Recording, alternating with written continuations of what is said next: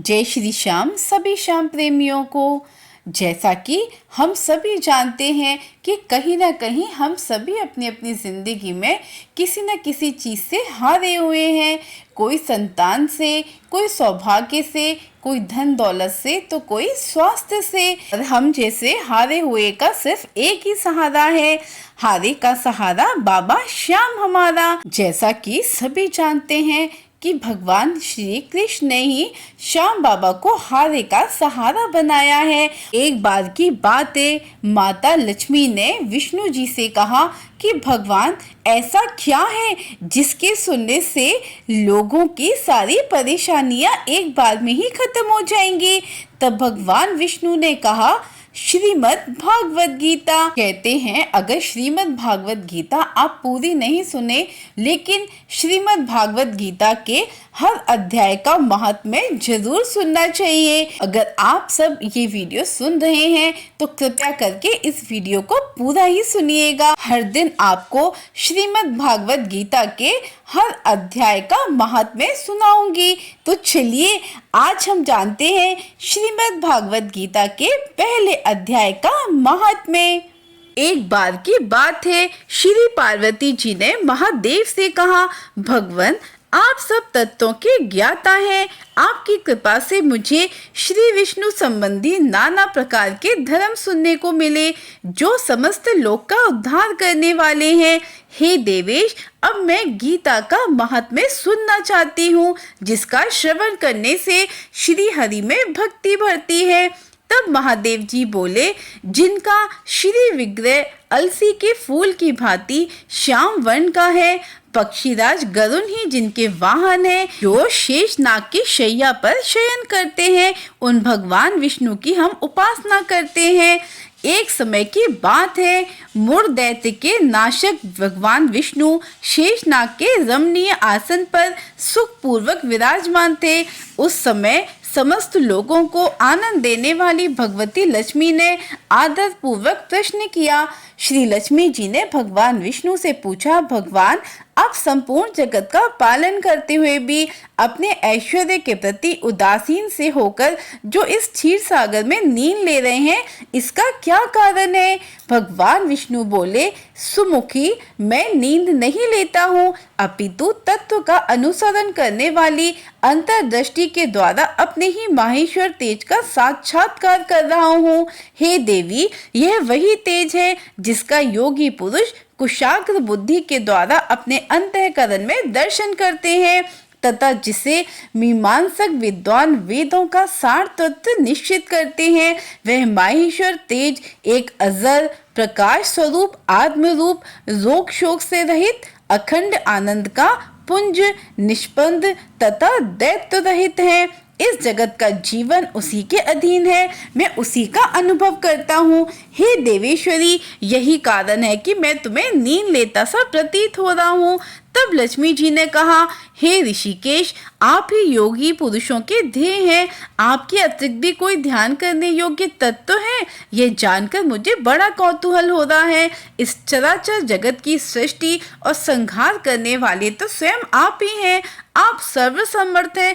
इस प्रकार की स्थिति में होकर भी यदि आप उस परम तत्व से भिन्न हैं तो मुझे इसका बोध कराइए।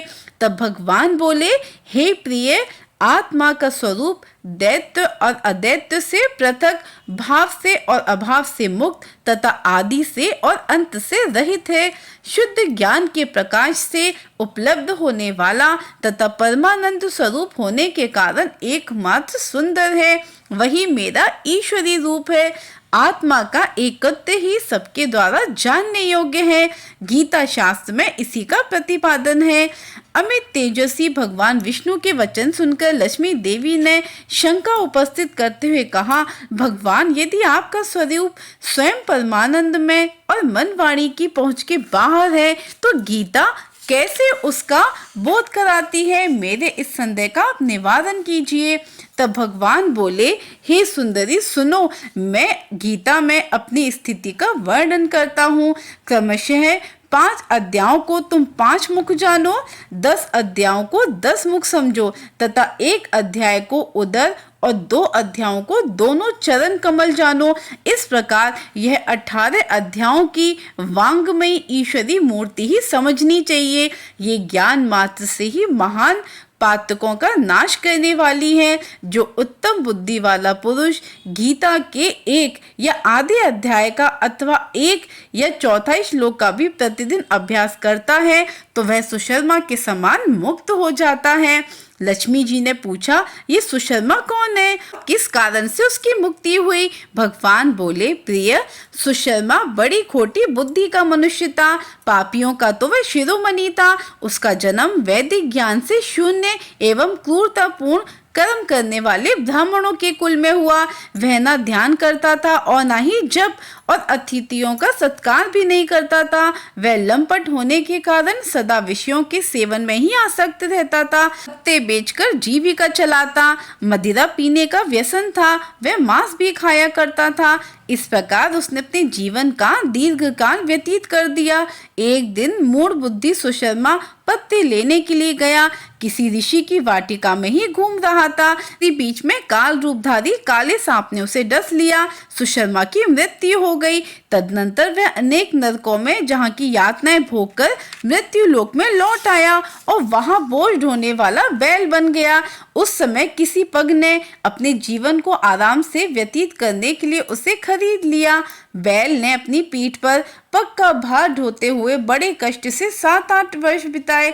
एक दिन पग ने किसी ऊंचे स्थान पर बहुत देर तक बड़ी तेज के साथ उस बैल को घुमाया। इससे थककर बड़े वेग से वह पृथ्वी पर गिर गया और मूर्छित हो गया।